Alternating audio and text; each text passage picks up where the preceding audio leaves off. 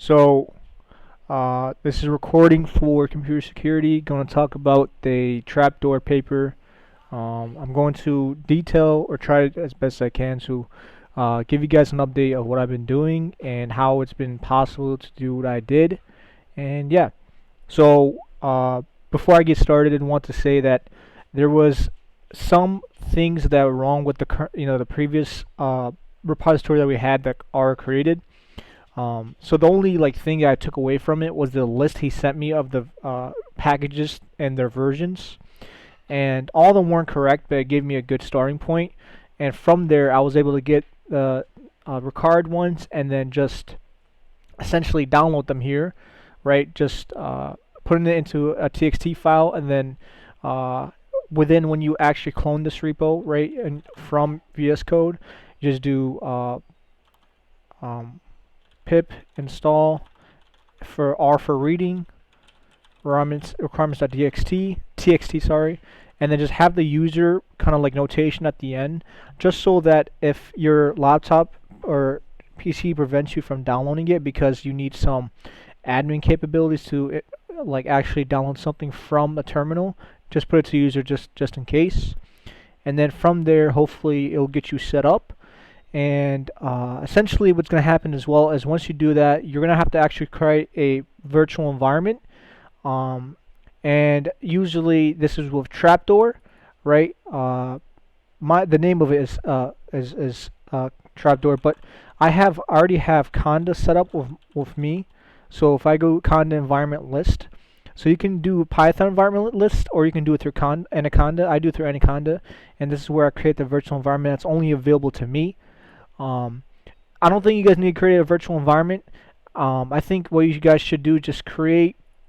Well, you don't need to create a virtual environment at all. Just read the file and just do the pip install, requirements.txt file, and then you'll just have these versions on just whatever Python interpreter that you have. Oh yeah, also make sure that you check your Python version. So right now I have 3.6.8. That's what this code is running on. So make sure to download the Python version by just searching up Python 3.6.8 download if you don't have it, and it'll be right here. Right, so you should set it up, and then hopefully if you set it up, you should also put it into your users file. So for example, if I go here, users, so it should be like, if I go into here, sorry, if I actually go into like program files, whatever, or for example, I think I had it right here. So do you see how I have Python 11? So whatever drive you have it, just put Python within that C drive, or for me, the C drive. So then you can just easily access it from within any directory from the terminal. And you should also set it up in a I think system environment. So just do environment env, and then you'll have a system environment where you go here, and then let me bring it over. You environment variables, and then you should find, I believe it's in here. Path here, edit. So let me see if the Python's here. Python is right here. I have 312. I don't even think I use this. I just think I use the local interpreter one that's available in here, as long as I just install this setting, and that's all. And you should be good to go. So once you have the environment set up such as that, we can go on with the next step. So the next step would be to essentially give you guys a background on what I did so far. So I was able to make the package compatible with our current architecture, and still trying to make it as attended as close to what the original paper had. And yeah, that was accounted for. And I was also able to implement these 3 attacks that we said we would discuss and implement within our proposal, right? So you have BIM for basic iterative method, FGSM for fast gradient assign method, and then deepful, which is these are 3 types of adversarial attacks.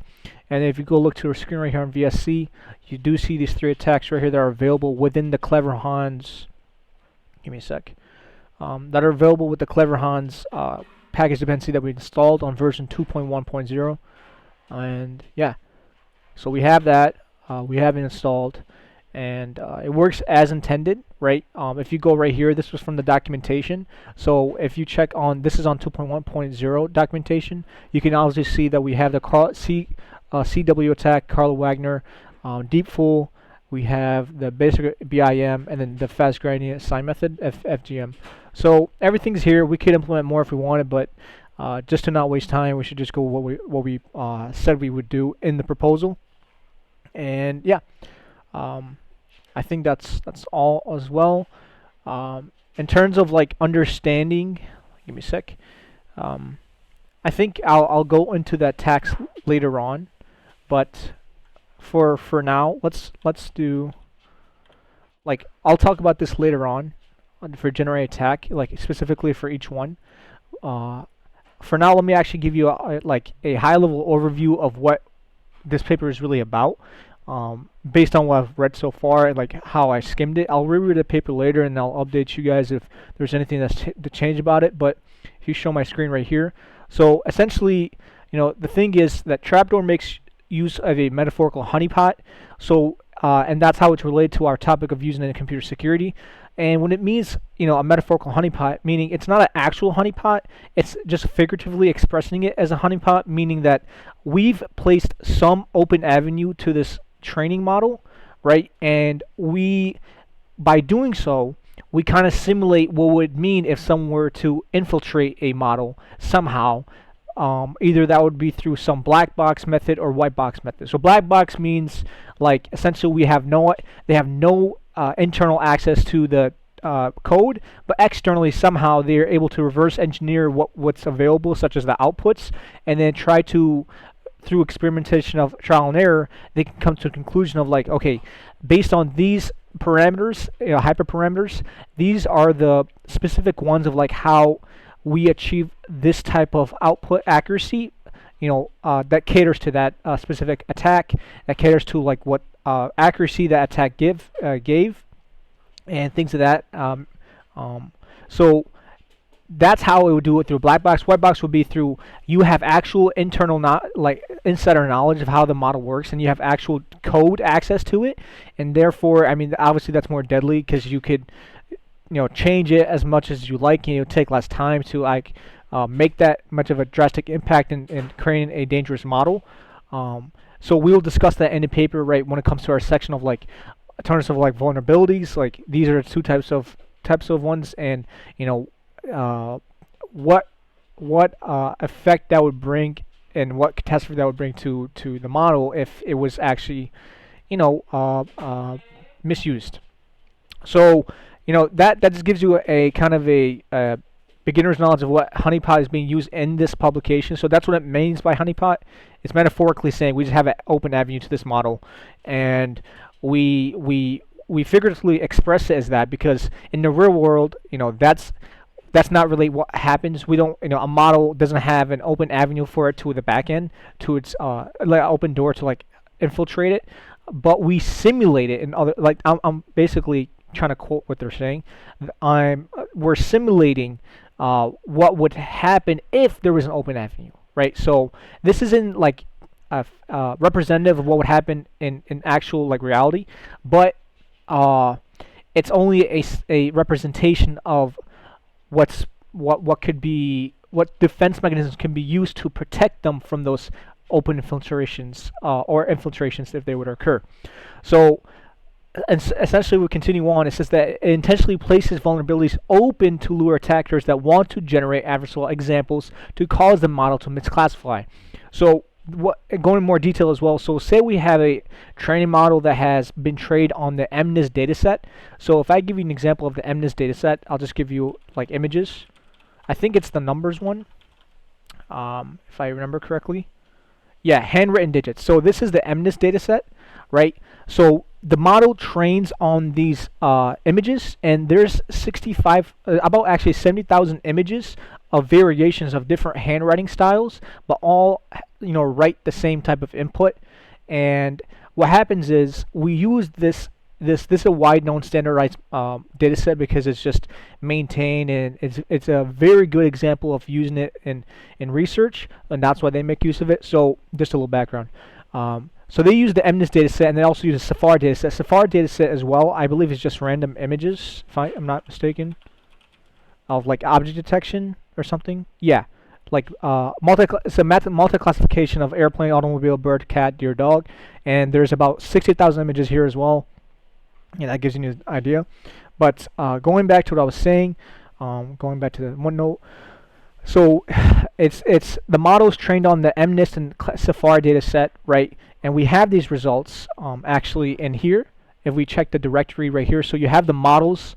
So if you want to ignore the results, so this is the actual models themselves, right? These are the actual models that, and the results page is where these models are embedded within these results. These models are embedded within these files, but they also contain additional information that we don't need. So just think of this as just like non-filtered data, and then this is the filtered model data, right? So this doesn't really matter unless someone just wants to go more in detail of why they want to use this. But for the most part, we're just going to use these models to load it onto the file, right? Load these files onto the file path, and then try to, when we go back to OneNote, try to misclassify this model by injecting new data into this model. But this data, the images, because we're dealing with image classification for multi-class, which is MNIST and both the Safari, when they inject these images, I'm pretty sure it still makes use of the same like attributes, such as numbers, for example. So like the injected data is still numbers, but somehow it deviates from what most of them look like from the data set. So it's a big enough deviation to where if we were to feed a model that training instance, like for 1,000 records or 1,000 train instances, it would cause it to misclassify and decrease the accuracy, and we don't want that, obviously. So it is numbers, but it's bad examples of numbers, right? Somehow they're intentionally manipulated to cause the model to misclassify. Possibly me like saying I put the let's do this for example. So somehow if I do the number 9, right?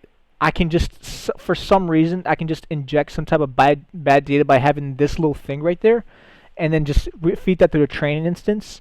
And obviously, like if all the numbers in the dataset are always used to 9 different configurations of 9, how they're written, then this is going to cause it to kind of not misclassify, but definitely decrease the accuracy, which in other words could cause it to misclassify down the long run. And yeah, so that's what's really happening when it says that it injects it with bad data. This is classified as bad. This is what we consider bad data. It's just it doesn't adhere to the normal like conditions of what the data should look like, and that obviously causes it to as I mentioned so many times, misclassify. So let me go back. So hopefully that gives you a better idea of what that means of misclassification, and this is what it means by generating these adversarial examples on them, and just having different variations of like these like deviations of what the data set should look like, and it does it. I don't know how much data we feed it of bad data, but it does it enough where it could harm it, the model. So it's a trapdoor. The architecture is a trapdoor projected defense mechanism, meaning we have a trapdoor to mitigate the honeypot. So we intentionally have an open avenue, but at the same time, we're like, yes, we have an open avenue, but we want to simulate what would happen if we had an open avenue with a trapdoor, meaning a defense mechanism to act against it, right? So it's a defense mechanism to use to identify these attacks. It's identifying which of the training instances that it's retraining on, which of these are bad data, and then it fine-tunes the neuron activation signatures of inputs, which in other words, to how we would understand it, this is ML terms, but in other words, how we would understand it is that it defends the integrity of the model to be able to maintain its high accuracy before the injected attack. So imagine that you had these, let's go here. So imagine you had these neuron activations, like, so this is what we're looking at in neural network, right? Uh, so this is the input layer, right? It's a three type of layer structure. From what I understand, there's a second layer right here, the middle layer, and then there's a final layer, which is the output layer, and then it has the one. It has, because where it's multi-classification, we have a lot of outputs, and that's why it would be corresponding. But basically, what happens is these neurons, these inputs, go through this process of, like, feeding it into the middle layer, right, and then having certain biases of weights of putting, like, saying, like, imagine, like, we have the number 5 times 0.025. That's, what is that, like 1.25, I think. Yeah, 1.25. And then imagine we had 5.30 times 0.30, right? That would be 1.5. So if we look at it in terms of, like, weight, the output, which one has more of a significance in terms of just, like, in the influence of the model?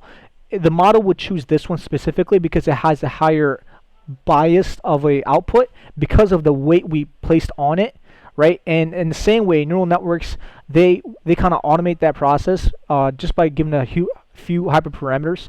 They're able to find the best weight and then bias certain, like, inputs to be the ones that go through the next layer. And then eventually what would happen is, like, say you have a input layer, like, say this is the model. So this whole thing is the model process. And then say we have an example. What would happen is, essentially, it's because we say this input is 1, and then the test input is 1, right? So what would happen is it would look through these inputs. It would have certain biases and weights for each neuron, and then it would most likely find that this neuron has the strongest bias and weight, and then it would go through the middle layer and go to the final layer, and then it would finally output 1, and then that's when it would return an accuracy of, like, 0.95, right? So that's what really happens in, like, from a high level overview. And what happens when we go back to what it says, fine-tuning these neuron activation signatures. These neurons, right, their activation signatures is, like, in this middle layer. And what happens really often in machine learning is you have these back propagation where, like, say you have an input 1 in the middle layer, something happens where it might come back and then be like, wait, I don't know, maybe it might be 1, but I'm going to double check with every single neuron just to make sure that it really is 1. And then once I'm sure enough, I'll have those neuron activation signatures so that I'm back propagating on, and I'm going to go forward. So it's a trial and error type of process, right? It's just learning of which one should it really be. And with these activation signatures, essentially, it's trying to represent which one it's trying to find, right? And as I mentioned before, having a higher bias will indicate that it will be geared towards more of an output that's closer to 1. Meaning, like, if I have a bias of 0.3 and there is a bias of 0.3 right here, and there's a bias of 0.015 here, 0.001, 0.02, whatever, obviously this is going to have the most influence on the final output, and that's what's going to cause it to classify something. So when you have the injected attacks of, like, these false bad data, what happens is, like, you have these bad data in the input layers, it goes to this middle layer, right, and then it double checks it, and they're like, wait a minute, something's wrong with this data, right? It has, the number 9, and it has this little deviation. So I'm going to back propagate this, and I'm going to change the bias on this, and then I'm going to say, instead of saying 0.3, now I'm going to say it's maybe 10, or maybe 0.05, because I'm like, the model learns, like, okay, wait, something's wrong with this specific input layer, this input instance. And therefore, it's like, once I back propagate, I'm going to change the bias so that once I go back and I go forward, it won't have much of an influence on the final output, and it won't misclassify.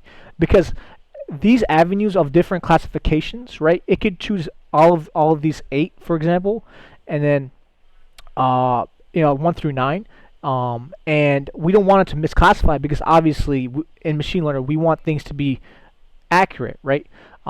So that's why you backpropagate. It figures out that's not what I'm looking for.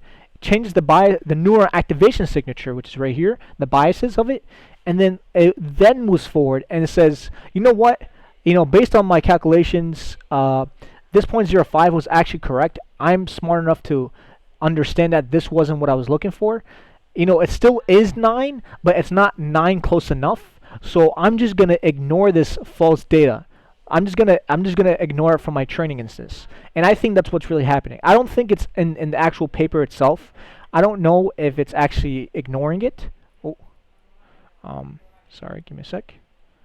So I don't know if in the actual paper it's ignoring like these inputs. I'm assuming it is. I don't think it's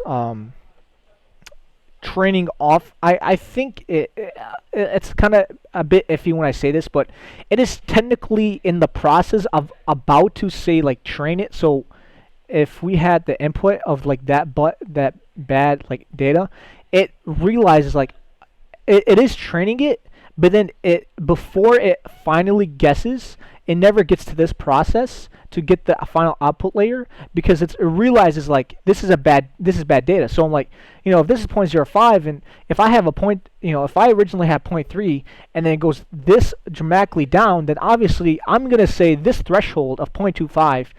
0.25 where it's that much of a great threshold difference, I'm going to assume that this is the adversarial injected data that I have that's being fed to me. So then, in coding terms, essentially, it ignores this. It finds the absolute difference, and then it ignores this bad injected data right here, and we never train off it. And I think that's why, like, when you look, for example, in the Discord,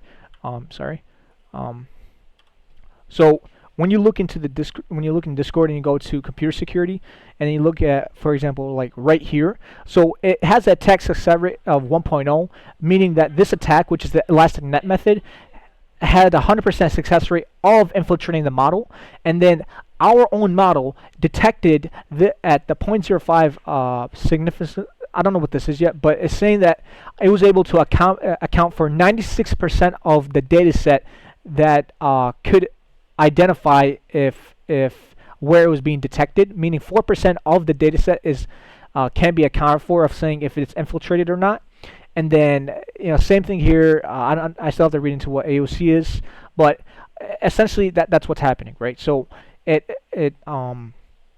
injects that example and then tries to detect it and then it won't train off it because it's like I see that I can detect it, but then I'm gonna ignore it. And I think really that's what's happening at the highest level that I can explain it.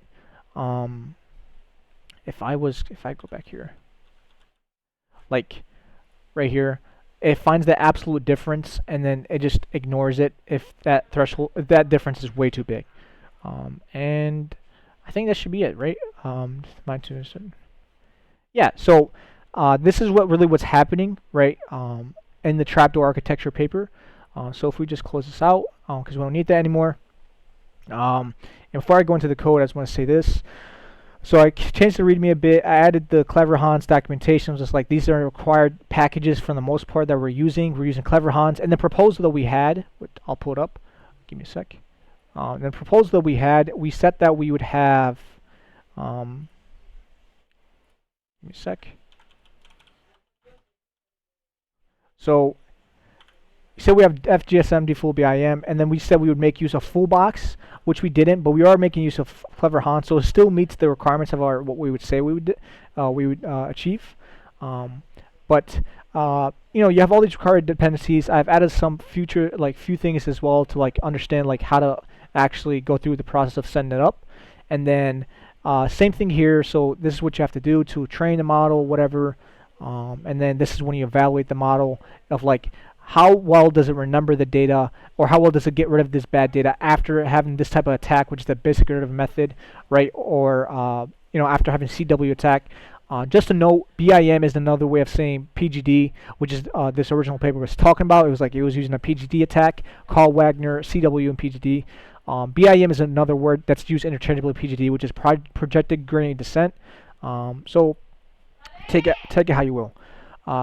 Yeah, so we have all this stuff, and if I look at the commit history, um, so this is just uh, look at experimentation, uh, and then yeah, implement the attacks, and then now we just have to fine tune the parameters, and then we have to add new hyperparameters to the attacks that we had. So let me just go to the Trello.